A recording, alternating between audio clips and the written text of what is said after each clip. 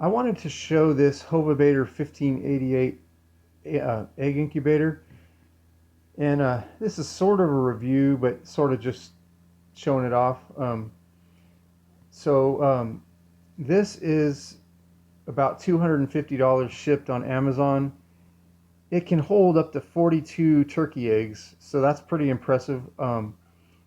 There are seven trays on each side, and each one will hold three. Although I think putting two in there to do a max of 28 is probably better, but it will do 42. Um, it has the fan, the forced air heater. It has humidity monitor, an adjustable temperature, and a readout of both there. Um, and it has a turner.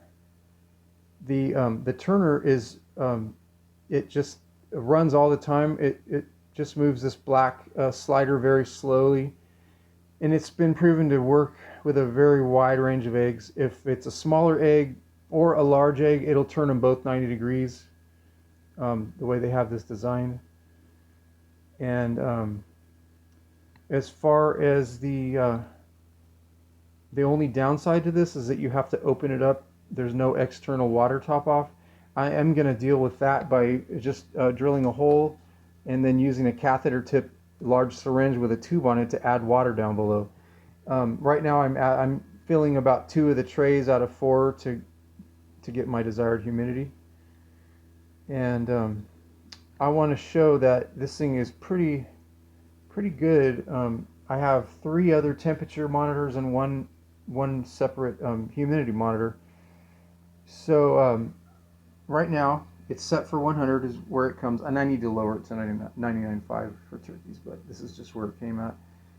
It's showing 58% on the humidity. The range for turkey eggs is 54 to 58. So here's the first separate monitor I wanted to show. It's showing 54 and 98.8, so that's good. The difference in humidity might just be because it's down below and this one's up high, or it could just be different machines, but either way I'm right in the range. I like to keep this around 55 to 58. Here's a little dial thermometer, and it's showing just under 100, and this one's showing exactly 100. So I think the temperature thing is pretty good, and the humidity is close enough. I'll have to watch the air pockets in these, but overall I'm happy with this, and especially once I put in the hole to top off the water from externally, it's going to be great. And the alternative was the Brincia, the large Brincia, for about $450 plus another $50 for the large egg holders. Just a little more money that I wanted to spend, and this does the same thing pretty much. So overall I'm really happy with this Hovabator 1588. Okay, so I'm going to tack this addendum on to the end of my review. And you can see I've got a second Hovabator 1588 set up here. And one is pretty full and one is basically almost empty. And the reason for that is that I like to, when they're getting close or when they start to pip or whatever, I like to put them in a second one. And the main reason is just to keep the mess down. You can see they're on a paper towel. That also helps to absorb all the mess. And you can see what a lot of eggshell bits and just stuff from the egg, and sometimes they even poop. Anyway, I don't like all that in there. So that's the reason. But the thing is that you don't actually have to. I have on several occasions I've not paid attention, and they've hatched out in this one with the egg turner going and all that, and there was no problems whatsoever. They didn't get their feet smashed in the thing, and the conditions were fine. So right now this is 99.5 and 58%. I keep it between 54 and 58.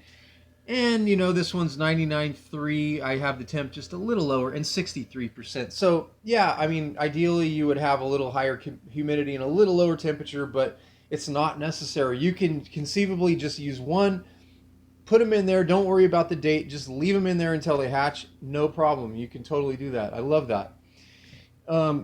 Anyway, though, something that I something else that I discovered, a kind of a con, is that like in the Brincia incubator, you can leave them in there for a day, even a day and a half. In this one, you really need to get them out. The way that the floor is in this thing, something about the floor gives them leg problems if you leave them in here for any length of time. The ones that I've left in for like almost a day have developed leg problems, and some of them, several I even had to cull because it didn't cure. Some of them I did, where they want to like stretch their legs out. Somehow their legs don't develop properly, and they want to like stretch their legs out, and they want to flop around on their stomach and kick, and it does something bad to them. They start out fine, but if you leave them in here after a while, something goes wrong. So if you're using these, I would recommend taking them out ASAP. Put them under a brooding plate to finish drying. Maybe leave them in there for a couple hours max. I wanted to add that. And the third thing, I guess, the last little thing is that I'm not sure how long this what is it called, Incuturn device is going to last. It's kind of louder, and I've only used it for a couple cycles now. I've only had this thing several months. I mean, yeah, I've hatched out like 60 or 70 eggs out of it so far, but still, I'm not sure how long that thing's going to last. And it gets really hot, and it's kind of loud. So if I was ordering these, I would probably order a second Incuturn just in case the thing breaks. I don't know if it will, but it's just a thought.